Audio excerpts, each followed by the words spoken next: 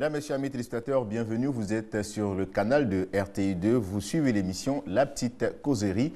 Aujourd'hui, nous parlerons de médecine. Médecine traditionnelle et médecine moderne. Nous en saurons tout ce qu'il y a autour de ces deux grandes médecines. Mais pour en parler, nous sommes donc avec des éminents docteurs et des personnes aguerries donc à la matière. Docteur Ali Yao Lanzeni, il est médecin santé publique, à la santé publique. Bonjour monsieur. Bonjour. Bienvenue sur notre plateau. Merci. Juste à côté de vous, nous avons monsieur Adou Kwasi, qui est le président de l'Académie ivoirienne des langues maternelles. Adou Kwasi, bonjour. Bonjour monsieur. Bienvenue sur notre plateau. Merci. En face de vous, nous avons monsieur Aboutou Kofi Kwasi, un naturothérapeute très connu des médias et surtout du ministère de la Santé. Bonjour et bienvenue sur notre plateau. Bonjour monsieur. Et juste à côté de vous, Madame Poua, bonjour, toujours un plaisir. Bonjour Eric, D'accord. plaisir est partagé. D'accord. Aujourd'hui, nous parlerons, comme je l'ai dit, de la médecine traditionnelle et la médecine moderne. Alors, vous, en tant que spécialiste, dites-nous comment l'on perçoit aujourd'hui la médecine moderne et traditionnelle. Bien avant, dites-nous que signifie pour vous la médecine moderne, la définition. La médecine, moi je dis... Vous, en tant que thérapeute, la médecine traditionnelle alors. Oui, la médecine, c'est la connaissance des maladies et l'art de les guérir. Voilà ce que j'ai appris tout simplement dans le dictionnaire. Et vous, votre définition de la médecine, vu que vous agissez plus avec la nature? Oui, c'est être à l'écoute de celui qui ne se sent pas bien, afin de lui apporter, soit en parole, soit avec de la matière, le bien-être, pour corriger les anomalies qui seront établies dans son corps du fait soit d'un comportement, soit d'une alimentation, et puis de l'environnement. Voilà. Alors dites-nous, vous, on vous appelle docteur ou monsieur? Monsieur.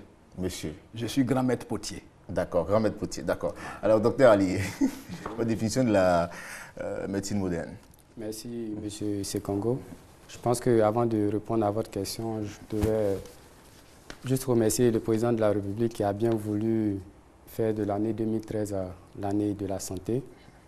Et après le président de la République, le Premier ministre et notre ministre de la Santé, Madame Dr Raymond Goudou Kofi, qui donc dans cette lignée-là poursuit donc la vision du président.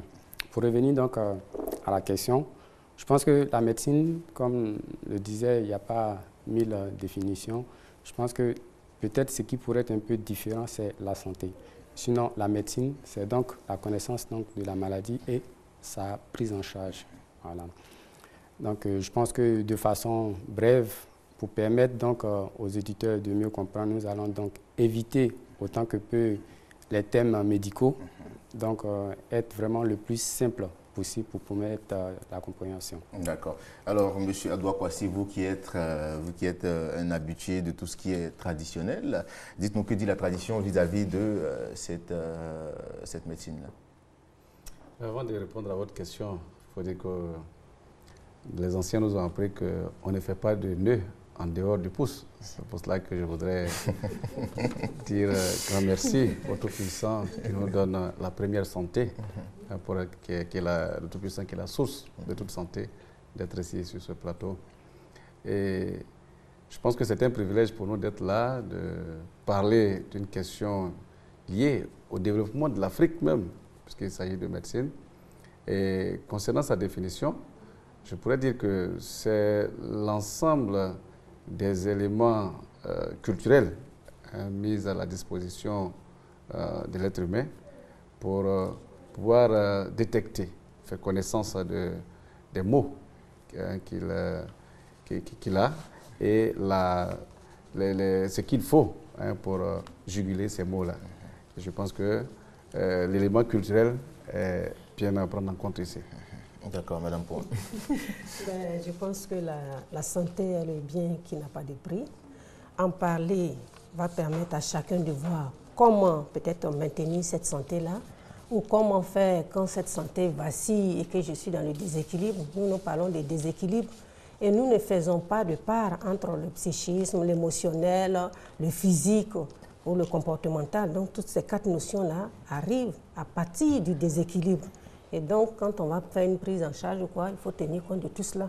Donc, c'est vrai qu'il y a le physique, mais il y a aussi tout ce qui entre en ligne de compte pour perturber l'aide dans son entièreté.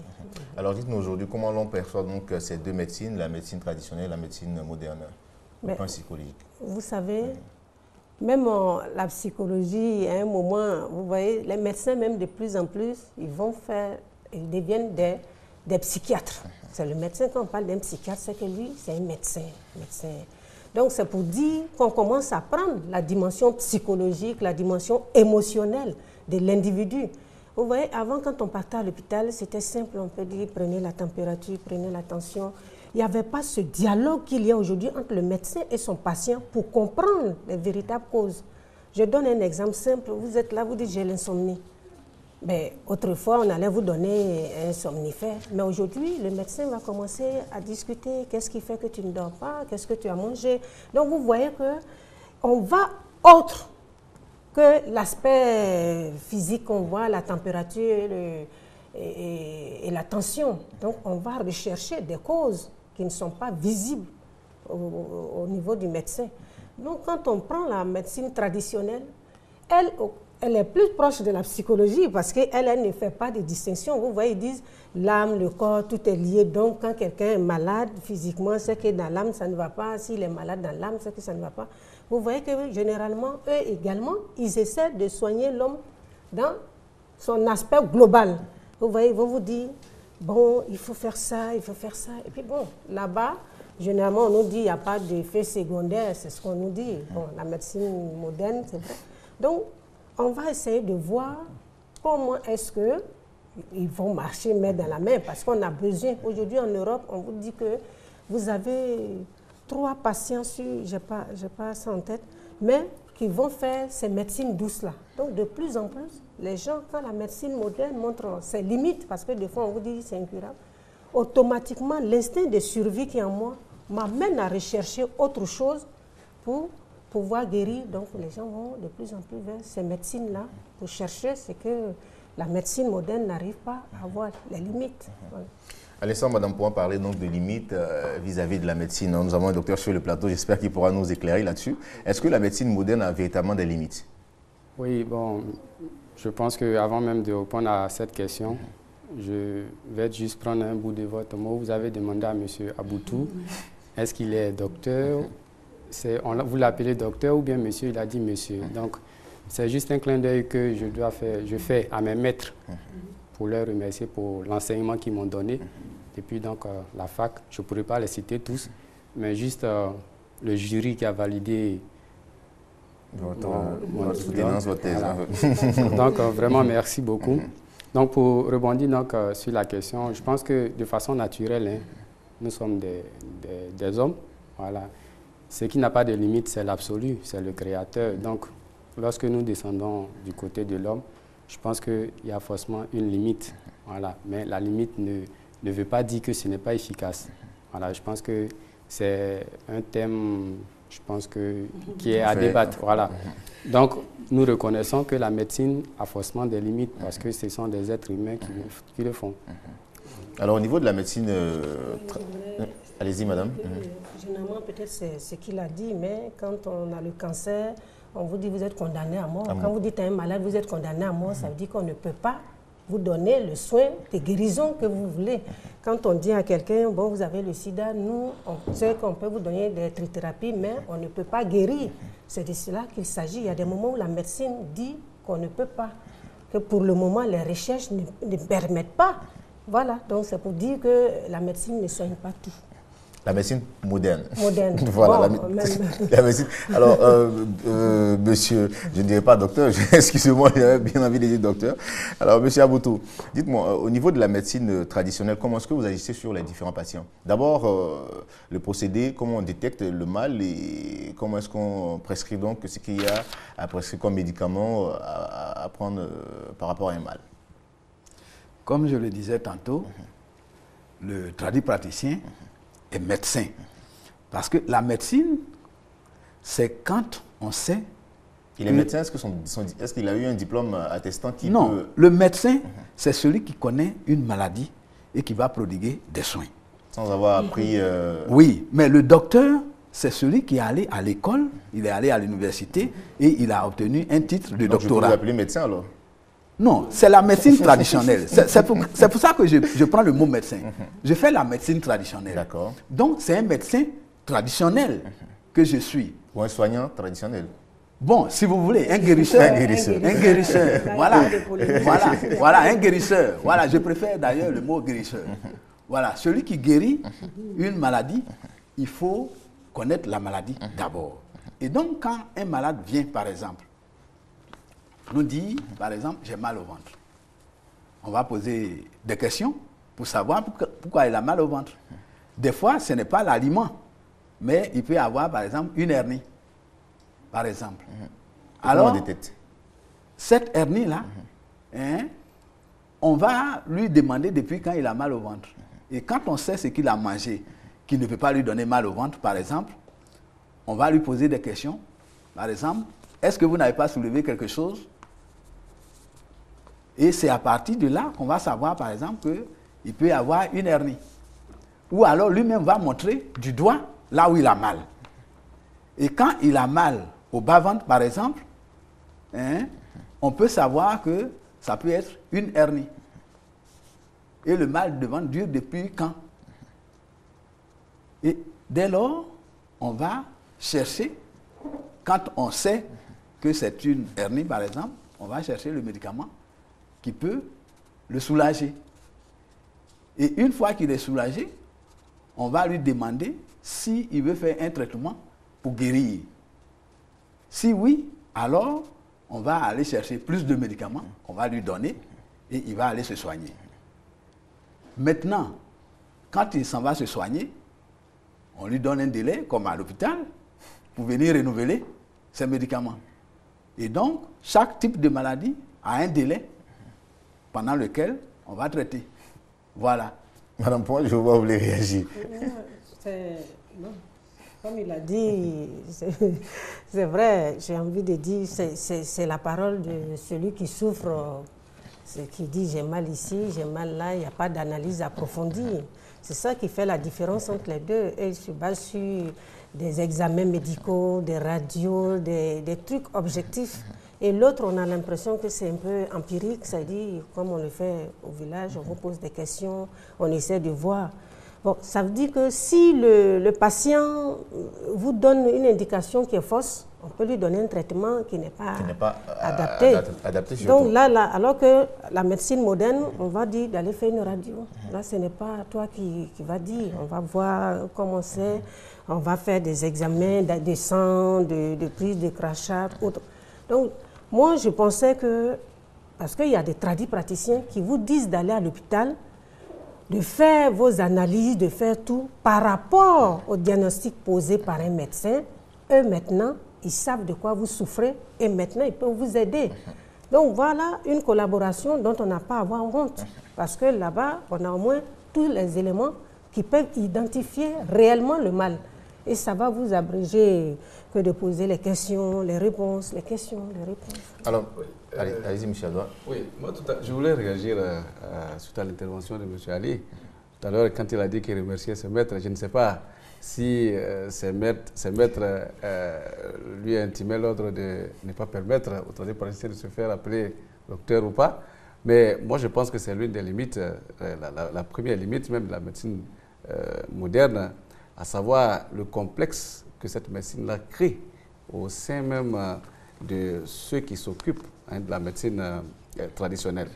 Parce que vous parlez tout à l'heure par rapport à ce que vous dites, mais quand vous allez au Vietnam par exemple, mais les étudiants qui font de la première année à la dernière année en vietnamien, mais ceux-là, ils ont un nom qui est peut-être qui n'est pas forcément, mais qui ne veut pas dire docteur ou médecin, mais c'est un nom qui est valorisant.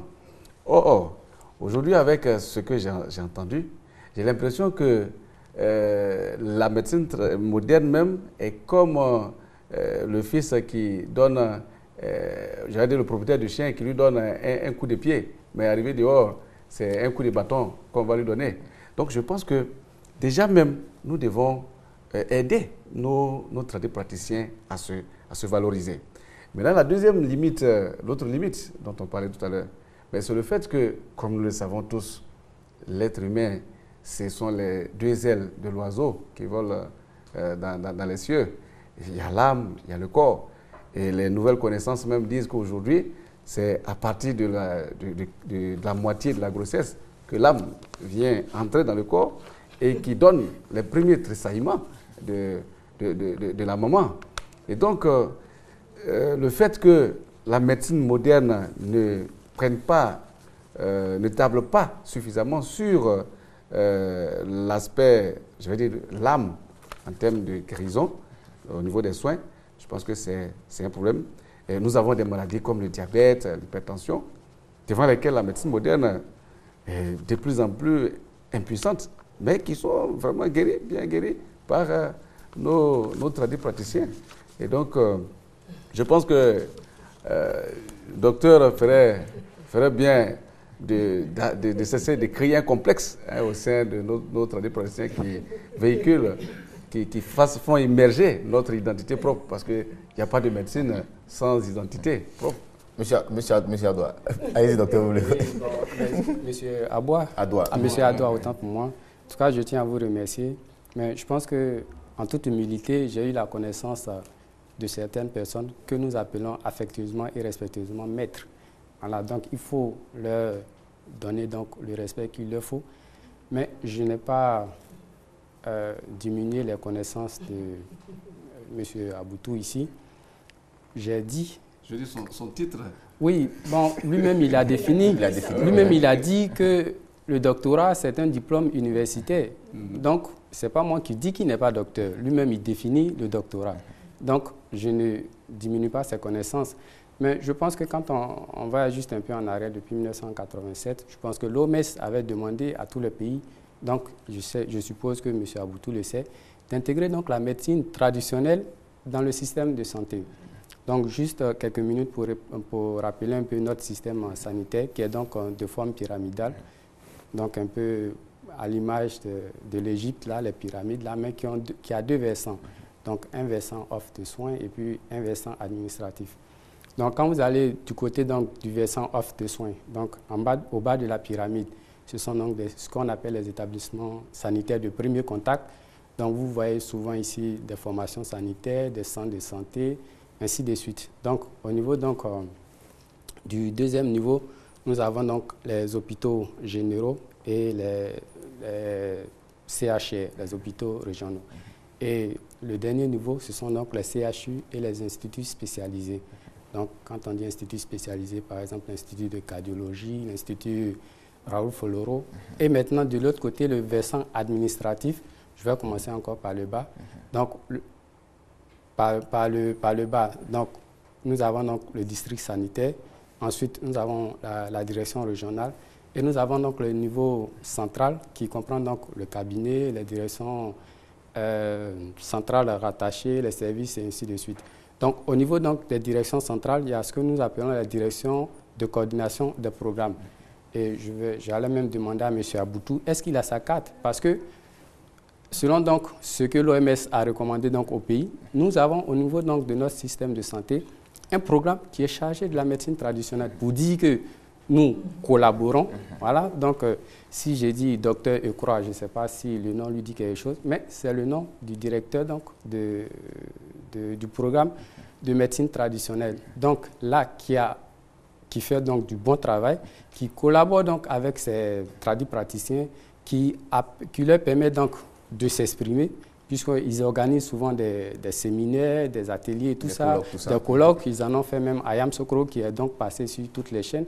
Et c'est un médecin chercheur attaché donc à l'Institut de santé publique, l'INSP d'Adjamé, donc qui écrit donc des documents. Donc je vous dis déjà que la médecine ne se compare pas, mais c'est plutôt une complémentarité. Tout ce que nous faisons comme reproche donc, aux médecins traditionnels, c'est souvent que d'abord, au niveau donc, de la connaissance, l'apprentissage donc, de la connaissance, elle se fait un peu de façon sectaire. Donc, vous voyez que lui, pour qu'il apprenne sa connaissance, il faut que vous ayez peut-être un lien de parenté et tout ça, ou bien lui, il a eu ça de quelqu'un qu'il connaît. Alors que moi, je ne connais personne à la faculté de médecine, mais j'ai un doctorat en médecine. Donc, ce n'est pas forcé que moi, mon fils, soit médecin, mais s'il veut être médecin, ce n'est pas parce que je suis médecin qu'il deviendra médecin. Donc, vous voyez qu'il n'y a pas de relation. Alors qu'au niveau de la médecine traditionnelle, la transmission est difficile. Ça, c'est un. De deux, au niveau donc, de l'adaptation donc, des posologies, lorsque vous avez parlé donc, tout à l'heure de la médecine moderne, en fonction donc, du poids de la personne, de l'âge de la personne, on adapte donc la posologie. Donc, par exemple, vous allez voir au niveau donc, de la médecine traditionnelle, on va dire, bon, tel médicament soigne la diarrhée. On est d'accord, ça peut soigner la diarrhée. Mais si c'est un bébé qui fait la diarrhée, comment est-ce qu'on lui donne? Si c'est un adulte qui fait la diarrhée, comment est-ce qu'on lui donne? Donc, c'est un peu ça. Et pour pouvoir donc les aider à émerger, à mieux pratiquer leur médecine, le ministère de la Santé a mis en place le programme de médecine traditionnelle qui les accompagne.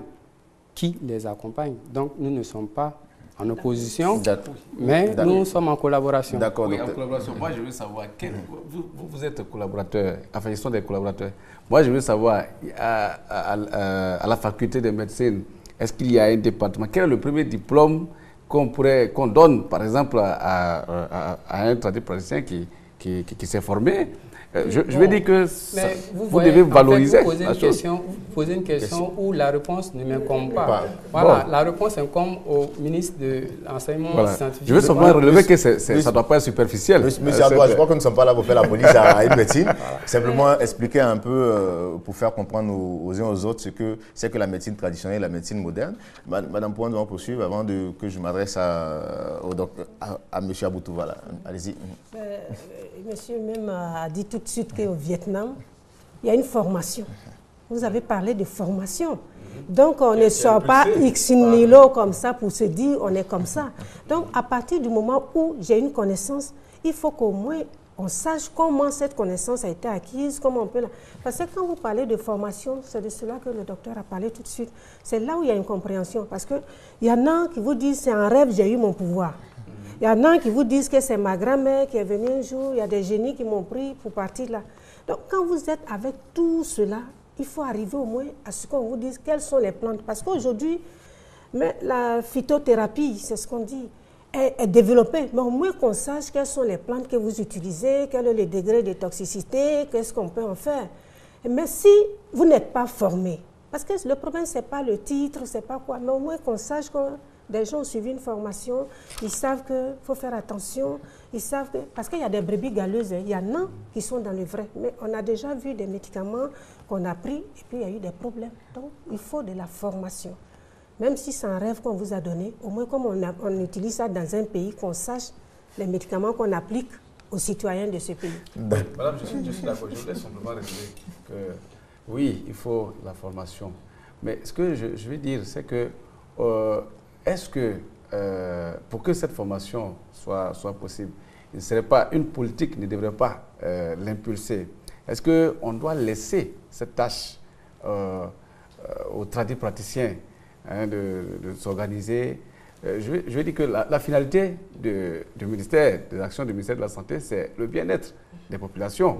Et donc, s'il y a un secteur qui propose des solutions, je dirais même adaptées, est-ce que les responsables étatiques ne devraient pas s'approprier de ce secteur pour mieux les organiser? Parce que moi, ce que j'ai pu comprendre, c'est qu'on leur demande cette formation-là, leur incombe. Mais moi, je souhaiterais que, comme la finalité, c'est le bien-être des populations, que l'État lui-même s'approprie efficacement ce secteur-là pour les aider à je crois, comme le disait le docteur Ali... C'est ce que j'allais redire tout à l'heure. L'appropriation est déjà faite. Voilà, c'est ce que je voulais dire. À travers donc, le programme national de médecine traditionnelle, et c'est comme ça qu'il s'appelle, le programme national de médecine traditionnelle. Donc, l'appropriation donc, au niveau donc, du système de santé ivoirien est déjà faite. Maintenant, vous demandez d'attribuer un diplôme à quelqu'un qu'on n'a pas fait la formation. Voilà. Donc, c'est difficile. C'est sûr comme moi, je regarde dans la rue, là, et je dis, bon, parce que je connais tel, je dis, bon, viens, en sortant à la faculté de médecine, je connais le doyen, il signe un diplôme et puis il vous donne. C'est ce que ça veut dire. Il a fait une formation, il a reçu une formation de quelqu'un. Lui, il est tradit praticien, il a des connaissances que moi, je n'ai pas. Justement, voici pourquoi je dis que nous parlons de collaboration. Il a des connaissances que moi, je n'ai pas. J'ai des connaissances aussi qu'il n'a pas.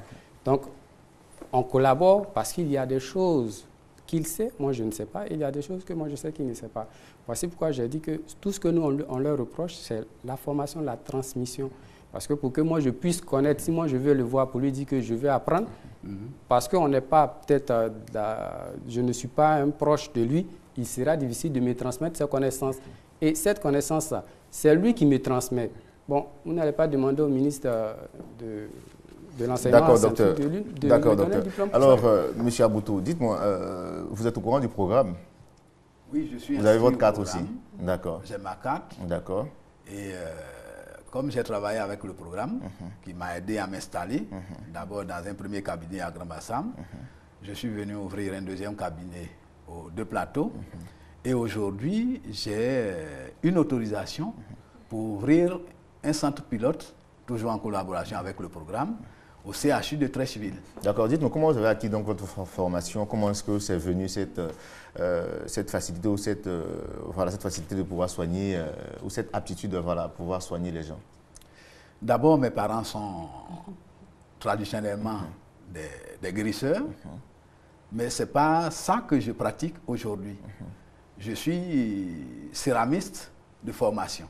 Et donc, dans mes recherches d'argile, j'ai trouvé une argile qui savait être thérapeutique.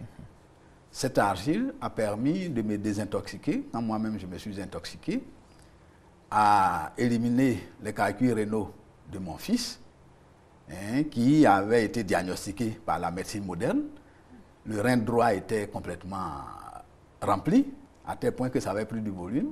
On a dit qu'il fallait faire un scanner pour voir si le deuxième rein était encore valable pour lui donner une espérance de vie. C'est là que j'ai fait intervenir le côté traditionnel. Je me suis dit, si je m'en vais faire le scanner et que l'autre rein était déjà trop plein, qu'est-ce que je fais dans ce cas? Alors certainement que, voyant mon fils se mourir, ça allait agir beaucoup sur moi. C'est là que la tradition vient encore une fois. Donc je me suis remis à mon Dieu. Et j'ai utilisé cette argile-là qui a pu le soigner. En 21 jours, on a pu faire disparaître les calculs. Mais pour moi, c'était un miracle.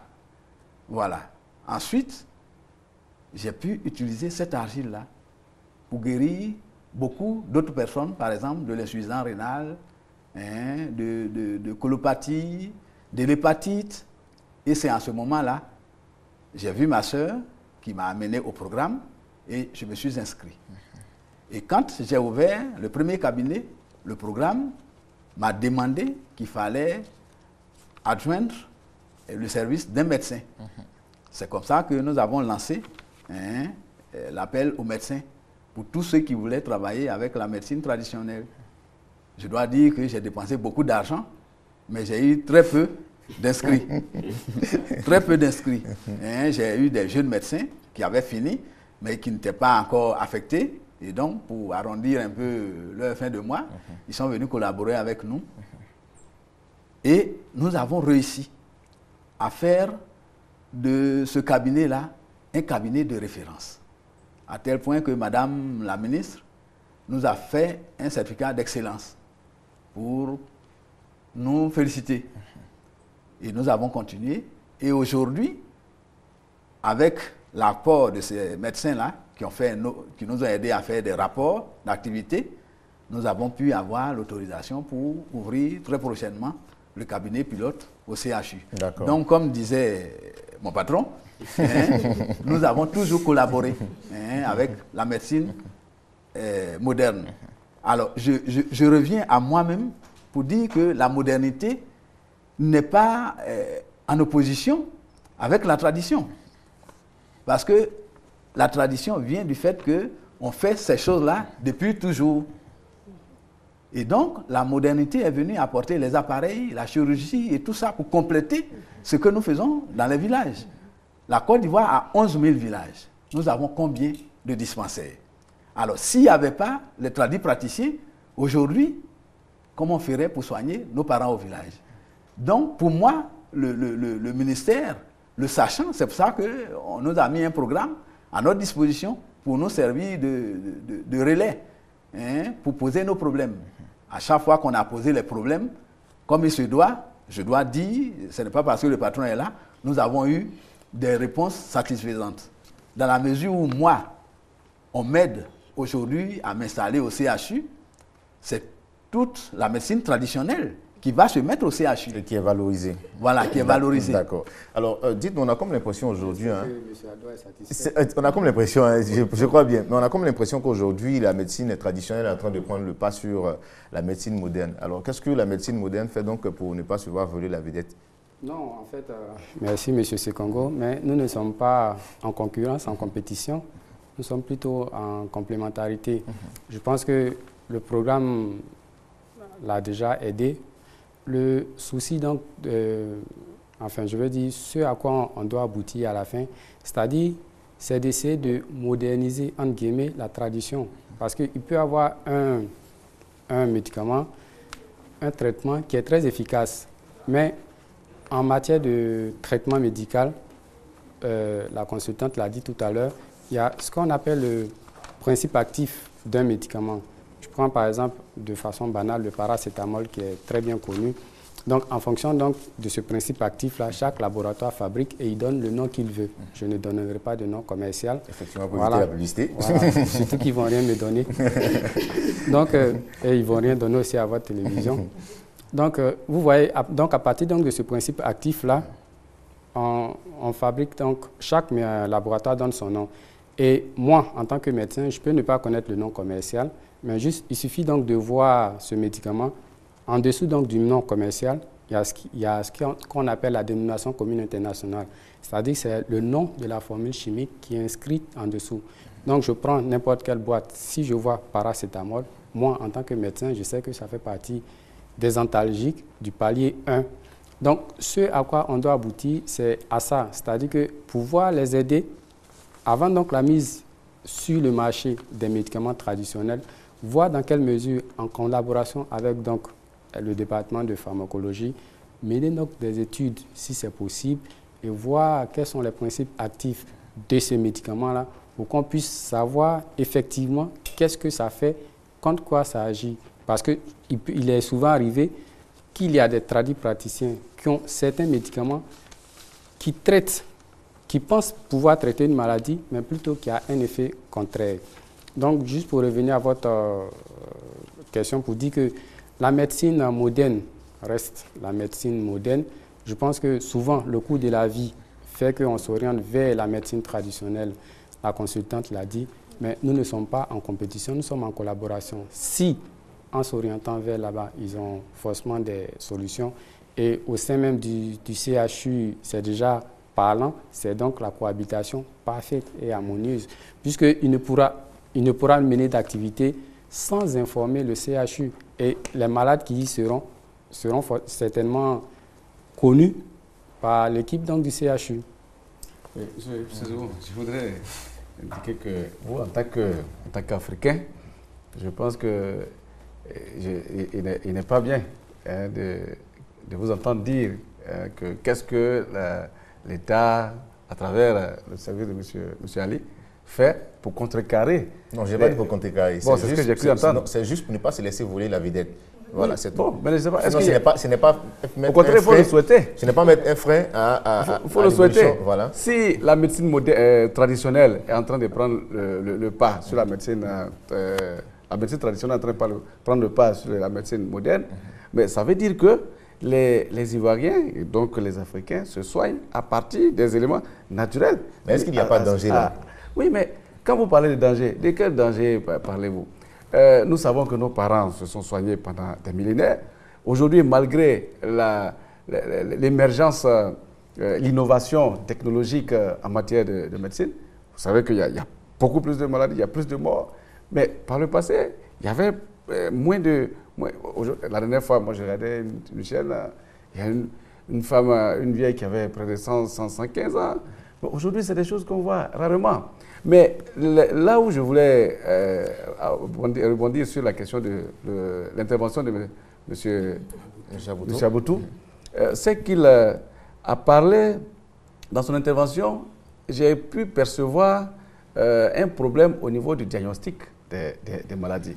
Moi, je voudrais savoir, à votre niveau, est-ce que vous allez, pendant combien de temps encore, j'ai le dire, vous allez vous complaire dans cette situation? Qu'est-ce que vous faites pour innover en la matière? Parce que nous savons que les Chinois, comme les Japonais, ont fait partir leurs élèves à l'étranger. Ils sont allés apprendre comment on fabrique les machines, les appareils. Ils sont venus adapter à leur milieu. Alors, comment vous faites? Qu'est-ce qui est entrepris pour que vous aussi, vous puissiez faire le diagnostic comme il se doit? Je veux dire, innover, moderniser cette médecine. Merci. Avant qu'il ne réponde, je veux dire, à la fois vous posez la question, trouver la réponse à votre solution en même temps. Parce que, en même temps, vous demandez d'imposer, de laisser la médecine traditionnelle prendre le dessus. Vous parlez en même temps de moderniser cette médecine avec le diagnostic. Voilà. Le diagnostic, il faut avoir besoin donc de matériel moderne. Ils sont obligés de demander aux patients d'aller faire le diagnostic. Voilà. On vous écoute, M. Aboutou. Mais moi, je dirais que, comme je l'ai dit au départ, les deux médecines sont complémentaires. Moi, j'ai été formé comme céramiste. Mais aujourd'hui, je ne vais pas aller à l'école pour apprendre à soigner. Il y a des médecins qui ont été formés par l'État de Côte d'Ivoire. Et donc, moi, je les emploie. Oui, parce que la médecine traditionnelle doit concourir à créer des entreprises. Alors, moi, je connais un médicament. Et il y a un pharmacien de Côte d'Ivoire qui a été formé par l'Université de Côte d'Ivoire. Alors, je lui mets le médicament à sa disposition pour qu'il fasse des recherches. Alors, j'emploie tout le monde à travailler dans la médecine traditionnelle. Je dis bien, dans la médecine traditionnelle. C'est-à-dire que quand je vais arriver au CHU, par exemple, les médecins vont diagnostiquer les maladies. Et quand on sait que la personne a le diabète, et la médecine moderne aujourd'hui dit que le diabète est une maladie à vie. Et moi, je dis, on peut guérir le diabète en 7 mois. Alors que le médecin m'adresse le malade, je le soigne, il suit le malade, et en 7 mois, il va donner le résultat. Si le malade est guéri, alors en ce moment, le médecin sait que les molécules que j'ai utilisées peuvent effectivement soigner. Et ça, c'est la propriété de la Côte d'Ivoire.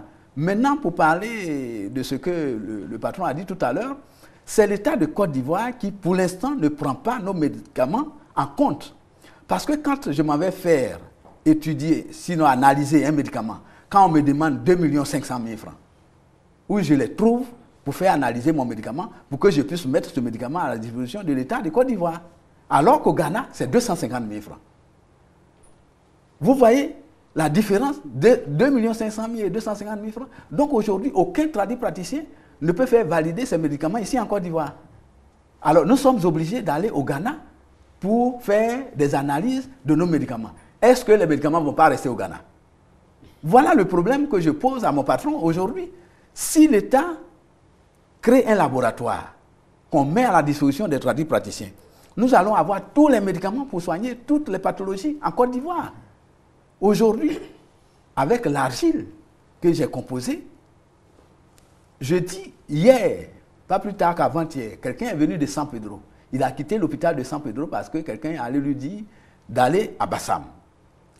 Et il a fait 5 mois de diarrhée. Il est arrivé à Bassam. Il m'a téléphoné d'abord. Je lui ai dit de venir, que je lui accordais seulement 72 heures. Mais quand il est arrivé, en 6 heures, on a arrêté la diarrhée. 6 heures, on a fait un soin intensif. Tout à l'heure, le patron disait qu'on ne connaît pas le dosage. Mais on sait l'arrêter. Le dosage se fait naturellement. Oui, le dosage se fait naturellement. Quand je lui donne un verre à boire, c'est un dosage. N'est-ce pas? Et quand je sais qu'il doit boire ça 4 fois par jour pour espérer arrêter la diarrhée, c'est un dosage. Hein? Parce qu'on l'a déjà fait sur d'autres malades. Et nous-mêmes, on l'a utilisé. Mais vous ne tenez pas compte du poids de la personne aussi, ni de l'âge? Ah, bien sûr. Bien sûr. Et puis le verre, il y a des... Ça dépend du verre aussi, voilà. Oui, il y a les grands verres, il y a les petits verres, il y a les... Mais justement, il y a des verres. Quand on dit un verre, c'est le dosage. Quand on vous demande, par exemple, vous avez l'hépatite. Quand on vous demande de faire bouillir le quinqueliba et de boire un verre matin, un verre midi, un verre le soir, Mais c'est un dosage. Mais je dois dire que ce n'est pas notre rôle. Hein? Ce n'est pas notre rôle de doser les médicaments. Maintenant, on m'a envoyé des techniciens de labo qui sont venus travailler pour savoir le pH de chaque médicament, par exemple. Et en ce moment-là, le ministère a pris les médicaments, ils sont partis. Mais jusque-là, le résultat n'est pas venu. Comment est-ce que je peux dire que ce médicament-là, c'est trop fort ou bien c'est moins fort? Pour l'instant, la balle est dans le camp de nos patrons. J'abonde dans le même sens. Moi, je voulais dire que Monsieur Adoua, la préoccupation de M. Adoua, elle est légitime. Vous savez, pour soigner, il faut connaître de quoi on souffre. C'est ça qui est l'élément clé, le diagnostic. Aujourd'hui, tout de suite, M. Aboutou a dit qu'il y a 11 000 villages. Mais ça veut dire qu'on doit travailler avec des médecins pour qu'ils ressortent la maladie. Donc, ça veut dire que vous tâtonnez. Oui. Parce que dans ces villages-là, puisqu'il n'y a pas de scanner, il n'y a pas de choses à faire pour qu'on puisse diagnostiquer. Parce que je peux avoir le médicament. Mais si je ne sais pas de quoi souffre un malade, c'est ça qui est la base, c'est ça qui est l'élément important avant. Donc, les médecins font le travail pour vous et puis vous vous appliquez. Il faut que vous arriviez par des éléments à pouvoir diagnostiquer. Les médecins utilisent ça, mais nous, quand on voit ça, voilà. On parle de complémentarité, nous sommes d'accord, mais ça, c'est en ville. Vous avez dit il y a 11 000, on soigne dans les 11 000. Donc, vous tâtonnez dans les villes où il n'y a pas de possibilité de pouvoir faire des diagnostics. Et puis, M. Aboutou, vous êtes dans la complémentarité. La complémentarité suppose que l'un a besoin de l'autre. Donc, c'est vrai. Si vous allez vers la médecine moderne en termes de patrons et de non-patrons, il y a problème. Ah oui. Parce que quand vous allez avec une science dont vous êtes sûr. Donc vous allez parler avec des personnes peut-être qui vont vous donner des éléments, mais vous n'allez pas en tant que vers quelqu'un qui se montre déjà petit et qui va vers son patron pour lui dire « patron ». Non. Si vous partez dans cette posture, vous vous affaiblissez. Il faut aller vers l'autre parce que je sais que j'ai une science efficiente et que je vais vers toi parce que je peux t'apporter quelque chose. Mais si on sent en vous, oui, le docteur, faut voir, oui, le docteur fait ça, le docteur fait ça, je vous assure que vous allez toujours à la traîne. On va prendre vos médicaments, mais vous n'aurez pas le poids. Il faut que vous soyez incontournable parce qu'on sait que vous faites vous avez des remèdes qui apportent la solution. C'est pourquoi le docteur n'est pas votre patron. Oui, parce que vous êtes ici. Voilà. Vous savez, voilà. Non, je vous comprends, hein, mais je vais dire. Tout à l'heure, quand j'ai dit le patron, oui. Parce qu'il est mon patron au ministère là-bas. Oui, oui. Sinon, ce n'est pas dans la pratique. Non, nous sommes sur un plateau. Voilà. Nous, on parle de médecine traditionnelle. D'accord. Mais ce que je voulais dire, je voudrais demander à M. Aoutou, je voulais lui dire que cette médecine moderne à laquelle vous avez recours en ce moment-là, n'a pas toujours commencé comme ça. Dès le départ, et eux-mêmes, ils ont commencé à un stade primaire, j'allais dire traditionnel aussi. Mais quand vous prenez l'encyclopédie, vous prenez l'histoire de la langue française, par exemple, vous allez vous rendre compte qu'il y a eu des moments où ils ont fait la collecte de toutes les maladies, de tous les médicaments. Et il y a eu toujours une innovation en matière de fabrication des appareils. Donc, si vous voulez être fort, vous devez être efficace, vous devez songer à innover. Aujourd'hui, on dit qu'il faut avoir un enracinement. Dieu merci, vous l'avez. L'ouverture, c'est vous inspirer de ce que l'Occident nous donne. Maintenant, vous devez innover pour être autonome et non aller vers l'autre, qui lui aussi a besoin de vendre ses médicaments. D'accord. Je crois bien qu'on se comprend bien sur ce plateau et nous allons poursuivre. Alors, je voulais savoir, est-ce que les malades, en se dirigeant vers la médecine traditionnelle qui aujourd'hui a un véritable problème de posologie, est-ce que ces patients ne sont pas livrés à eux-mêmes, ils ne sont pas livrés à d'énormes problèmes? Monsieur Sekongo, là, je vous dis vraiment merci pour cette question. Aujourd'hui, ce que nous constatons, et ça,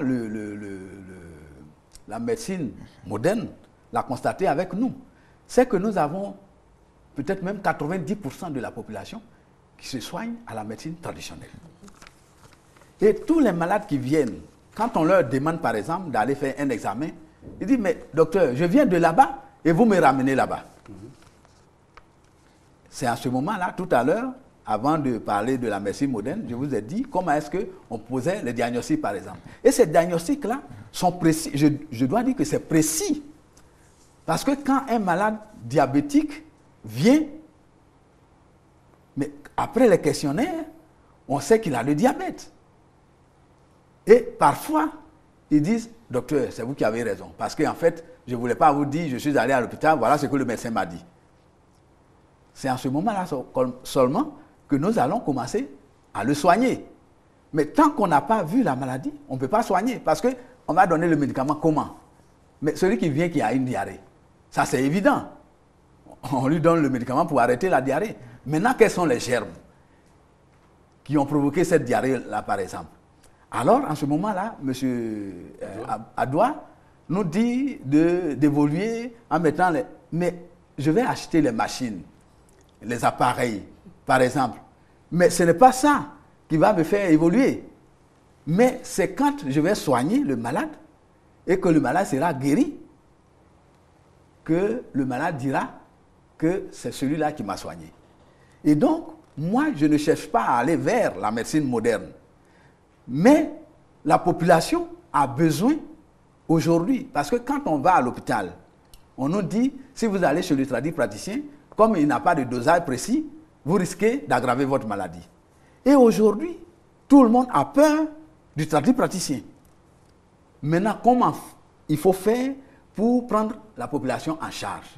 Par exemple, je suis allé à l'hôpital pour donner mes services aux drépanocytaires.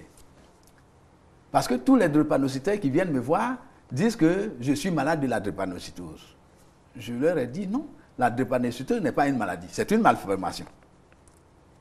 D'autres me disent je suis AS, on dit il n'y a pas de médicament à l'hôpital. J'ai dit AS, CS, tout ça c'est la drépanocytose. J'ai fait des études pour comprendre la maladie.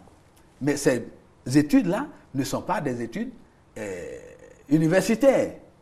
C'est-à-dire, je me suis formé en autodidacte pour connaître les maladies. Dans la mesure où j'ai trouvé un médicament qui peut m'aider à soigner, je me suis formé. Maintenant, est-ce qu'il faille que j'aille utiliser le matériel médical pour que je sois grand tradipraticien? Moi, je dis, une fois encore, que je pratique dans mon cabinet, mais pour que la population n'ait pas peur de venir, je préfère que le malade se fasse diagnostiquer par un médecin, n'est-ce pas? Et en ce moment-là, quand je vais donner le médicament qui va guérir, on saura qu'effectivement, je soigne cette maladie. Voilà. Comment est-ce que je veux qu'on certifie mon médicament? Sinon, ce n'est pas que je ne peux pas diagnostiquer. D'accord. Alors, moi, vous avez parlé du problème de doses. De doses. Voilà. Bon, moi, je pense que ce problème de doses, peut-être le docteur Ali va tout à l'heure, mais le problème de doses n'est pas cache une autre situation. Parce que si... Je pense qu'il faut... La médecine moderne a besoin de présenter une situation, excusez-moi, pour décourager un peu les patients. Parce que si les tradipraticiens sont... on les dessus. Mais moi, je me dis, toutes ces cliniques vont fonctionner comment? Tous ces médicaments qui viennent de l'étranger vont être achetés comment?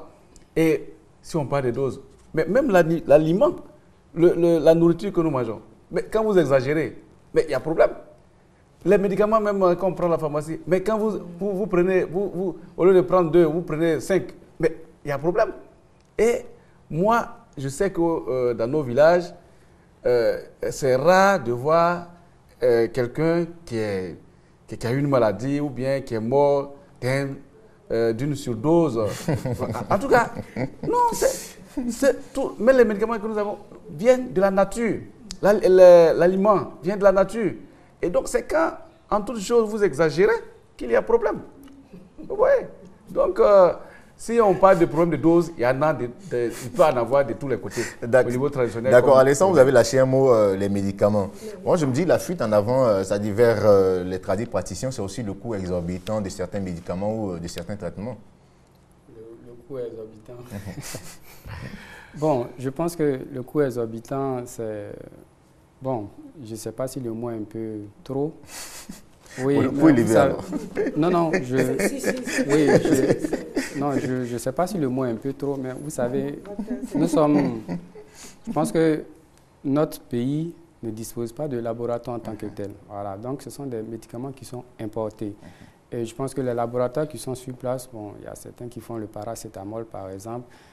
Voilà, non, je ne citerai pas le nom du laboratoire, je vous ai déjà promis ça. Voilà, donc il y a certains qui sont sur place qui font certains médicaments. Mais le fait que nous n'en fabriquons pas, donc c'est la PSP, la pharmacie donc, de la santé publique, donc, qui commande donc, ces médicaments et qui les met à la disposition, enfin, au niveau donc, des centres de santé. Là, je parle donc du secteur public. Donc, vous voyez que c'est difficile que on puisse dire que ces coûts sont exorbitants, surtout que ce n'est pas nous qui les fixons. Voilà, c'est quelque chose que nous payons. Mais juste pour revenir un peu à M. Adoua, oui, la préoccupation, en fait, nous, je vous le répète, moi je suis médecin de santé publique. Je pense que souvent le conflit vient avec la médecine clinique. Voilà, la médecine clinique, vous voulez, c'est quelqu'un qui est dans son cabinet, qui n'a pas de notion avec la communauté de façon, entre guillemets, quoi, de façon ramassée. Donc là, qui a une autre vision de la médecine. Moi, je suis médecin santé publique, c'est la médecine qui est en contact donc de la population. Moi, je ne fais pas les consultations comme lui, mais je suis dans une direction centrale donc, qui réfléchit donc aux politiques pour la mise en œuvre. Voilà, pour la mise en œuvre au niveau donc périphérique par les districts sanitaires. Donc, nous avons une vision un peu différente. Donc, pour dire que la médecine traditionnelle et la médecine moderne, du point de vue santé publique, ne sont pas en conflit, mais plutôt en collaboration. Donc, nous ne cherchons pas à faire fuir la population, comme il a si bien dit. Nous ne cherchons pas à faire fuir la population de la médecine traditionnelle vers la médecine moderne. Je pense que chacun a des limites, mais c'est notre complémentarité qui permettra donc de combler donc ce gap. Oui. Parce que quand nous étions encore à la fac, au moment où nous faisions donc les stages au CHU, bon, il arrivait souvent de voir des personnes, je ne dirais pas l'endroit, mais certainement que les gens connaissent puisque c'est un endroit célèbre, dans une banlieue d'Abidjan, qui traitait donc les fractures. Mais quand nous étions aussi au CHU, on nous envoyait des personnes qui venaient avec des fractures non consolidées, c'est-à-dire que la fracture n'a pas été soudée. Et après 3 mois, la prise en charge devient difficile. Il faut forcément opérer à la personne. Souvent, ça peut se souder, mais en mauvaise position. Il faut encore opérer à la personne. Donc, je vais dire que la médecine traditionnelle ne fait pas que des exploits.